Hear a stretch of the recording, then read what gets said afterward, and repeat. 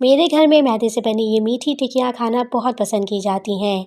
एक थाल में डालेंगे 1 किलो मैदा, पिसी हुई चीनी शामिल करेंगे 3 पाव 750 ग्राम, सूजी ऐड करेंगे 1 पाव 250 ग्राम, नारियल का बुरादा डालेंगे 200 ग्राम, 100 ग्राम सफ़ेद तिल डालेंगे, 2 टेबलस्पून डालेंगे सब्ज़ इलायची का पाउडर, 1 पाव 250 ग्राम घी को मेल्ट करके ऐड करेंगे।